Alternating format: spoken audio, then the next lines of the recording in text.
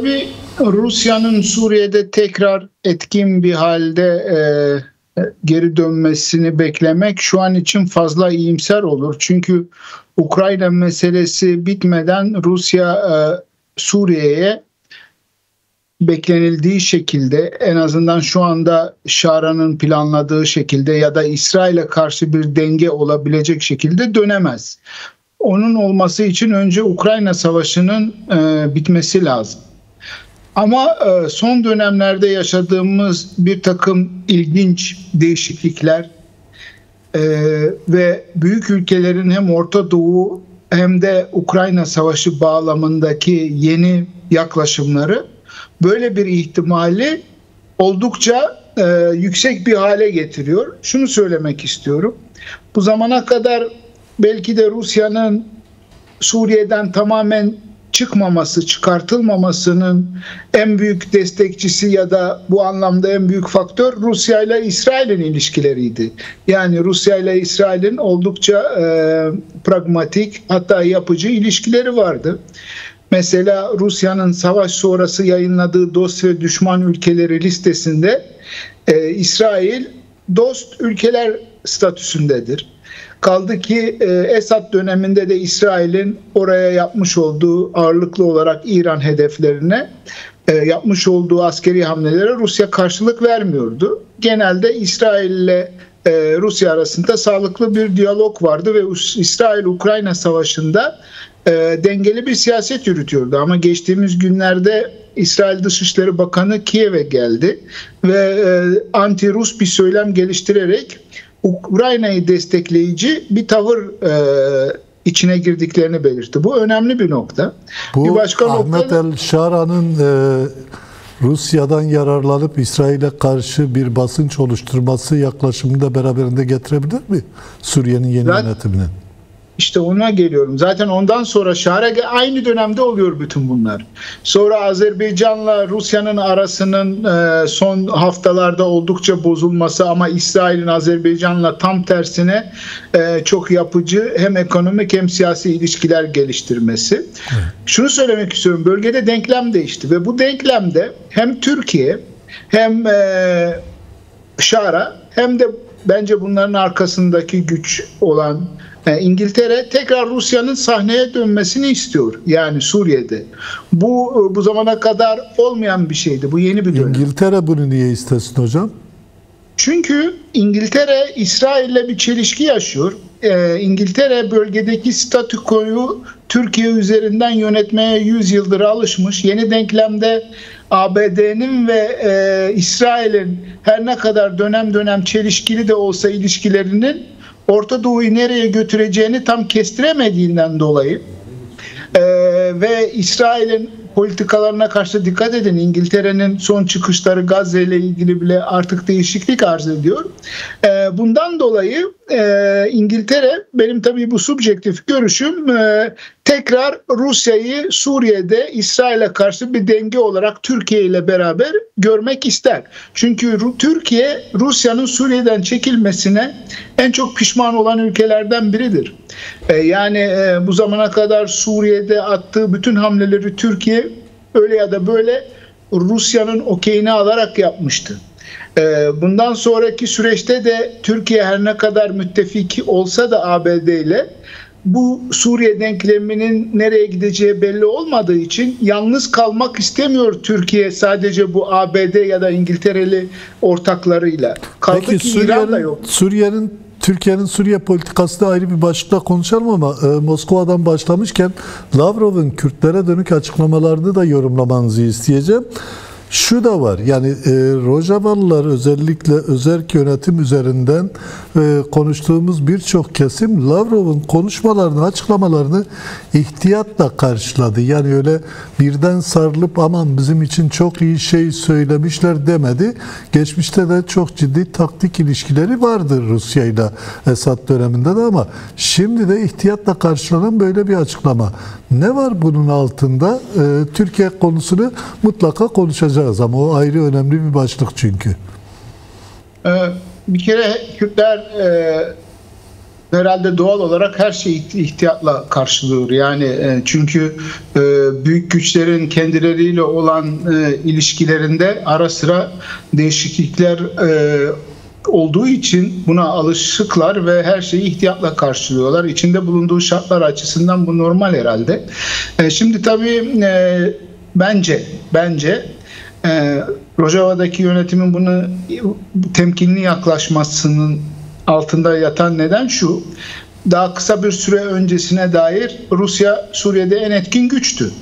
O zaman da Kürtler vardı, o zaman da Şam vardı. Rusya en güçlü olduğu dönemde bile Suriye'de bu sorunun çözümüyle ilgili aktif ve yapıcı bir rol oynayamadıysa bunu nasıl bugün oynayacak? Bu soru işareti. Bu anlamdadır herhalde temkinli yaklaşmak. Ama diğer taraftan şunu da tespit edelim. Putin bu geçen yılbaşı konuşmasında çok ilginç bir noktaya değindi. Sonuçta genelde bu yılbaşı konuşmalarında değindiği noktalar önemlidir. Ve dedi ki eğer Suriye'de Esad Kürtlerle anlaşabilseydi, biz dedi Suriye'de durum farklı olurdu. Esad da bize gelmek zorunda kalmazdı. Biz de hani oradaki etkinliğimizi koruyabilirdik. Bu çok ciddi bir itiraf. Ama Rusya'da Kremlin'le Dışişleri Bakanlığı özellikle Suriye'deki Kürtler konusunda dönem dönem ilk başta çelişkili görülebilecek açıklamalar yapıyor. Belki bu çok derin bir çelişkiyi ifade etmeyebilir ama arada bir tartışma olduğunun aslında göstergesi. Rusya'nın... Bunu biraz açsanız hocam, yani Rusya yönetimi içerisinde mi Kürtlere dönük bir çelişik yaklaşım var? Onu mu demek istiyorsunuz? Evet, ama bu sadece Kürtlere de değil, ama biz Kürtleri şu anda konuştuğumuz için bakınız, Rusya her tarafta alan kaybediyor. Bu sadece Suriye'de, Orta Doğu'da değil, Kafkaslar'da da böyle. Ama içeride bir kesim olayın buraya gideceğini Rusya'ya söylüyor, dile getiriyor. Kimdir bu kesim? İşte çoğu zaman asker kökenli ya da Kremlin'in etrafında var. Böyle bunlar separatif, ayrı ayrı ama Rusya siyasetinde etkin güçler. Ama yani siyasete yön veren karar alma mekanizmaları başka dinamiklerle çalışıyor olsa gerek ki bu insanların söyledikleri dikkate alınmıyor herhalde ve o yüzden somut yapılan eylemler sonucunda Rusya alanda, bütün bu bahsettiğim alanlarda pozisyon kaybediyor. Bu bugünün işi değil, son 5 yılın işi de değil. Aslında bu Saddam döneminden beri böyle. Mesela biz Saddam döneminde bu tür konuşmaları televizyonlarında yaparken diyorduk ki ya bu Saddam kötüye gidiyor. Sizin oradaki bu pozisyon, o zaman Jirinovski vardı. Birçok kez televizyonlarda muhatap oldu. Diyordu ki Saddam'a bir şey olmaz falan filan. Ya nasıl olmaz, işte oradaki azınlıklarla, Kürtlerle falan. Saddam gitti. Sonra dedik ki bak böyle oldu. Sonra aynı şeyi Esad için söyledik. Yıllarca söyledik, orada televizyonlarda tartıştık. Esad'ın bu politikası yanlış. Bu şekilde giderse Esad diye bir şey kalmaz. Hayır efendim falan, orada değişik bakanlıkların temsilcilikleri. Bunlar açık tartışmalar televizyondaki. Bugün geldiğimiz noktada ne oldu? Orada da gitti. İran şimdi mesela, İran'da da olacağı sonuçta 5 yıl 10 yıl orada da bir şeyler olacak. Mesela orada artık Rusya bunu herhalde 1 değil 2 değil 3 değil gördüğü için biraz daha dengeli gidiyor. Kafkasya'da da aynı şeyler yaşandı. Kafkasya için de bu söylemler oldu. Dolayısıyla bu gelgitler sonucu belki Rusya şöyle bir karara vardı. Dedi ki biz bu zamana kadar sadece merkezi hükümetleri baz alarak, esas alarak siyaset geliştiriyorduk. Ama bu zamana kadar bunun yani sonuçta belki konjüktürel olarak faydalarını gördük. Ama stratejik olarak alan kaybediyoruz. Bu konuda bir değişiklik yapabilir miyiz şeklinde devlet dışı aktörleri tekrar bir şekilde gündemimize alıp onlar üzerinden yürümeye çalışalım. Ama tabii çok ciddi, uzun vadede bir güven kaybı olduğu için ve şu anda Rusya ekonomik ve askeri olarak bu yeni strateji, ki bu zor bir strateji. Bunu Amerika bile doğru dürüst yapamıyor. Amerika bile bu konuda geri adım atmışken Rusya'nın tekrar bu stratejiye dönmesi, bu da ayrı bir durum. Ayrı tartışılması gereken bir durum. Sorayım, yani sizin dediklerinizden Rusya'nın Kürtlere dönük stratejik bir değişikliğe gitmediğini çıkardım ben. Yanlış mıyım? Ama sonuçta bir şekliyle yeni bir politikanın tartışılmaya başlandığı anlamına da geliyor. Öyle mi?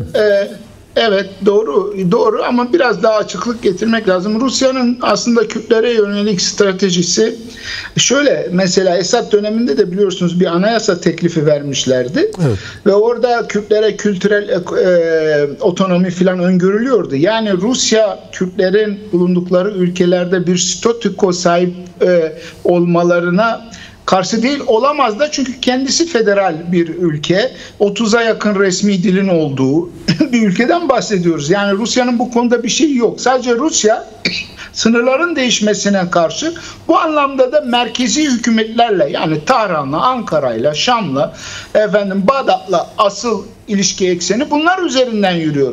Burada yani dengeli bir strateji. Çünkü bunlarla ilişkileri daha fazla çıkar sağlıyor. O yüzden Rusya'nın bu siyaseti, yani bir Kürt düşmanlığı ya da herhangi bir halkın düşmanlığı şeklinde değil de genel çıkarlar çerçevesinde değerlendirilirse biz daha böyle sağlıklı bir tablo görmüş oluruz. Bakınız bugün ABD de sonuçta belli bir noktadan sonra işte Tom Barak'ın açıklamalarını gördük. Evet. Böyle gelgitler olabiliyor siyasette.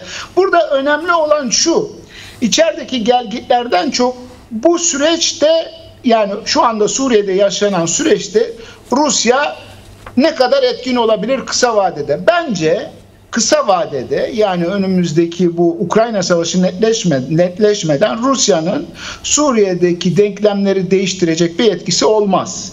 Büyük bir ihtimalle de Rojava'daki yönetimin temkinli yaklaşımı bununla bağlantılıdır. Ama uzun vadede olabilir. Sonuçta Birleşmiş Milletler'in bir üyesidir.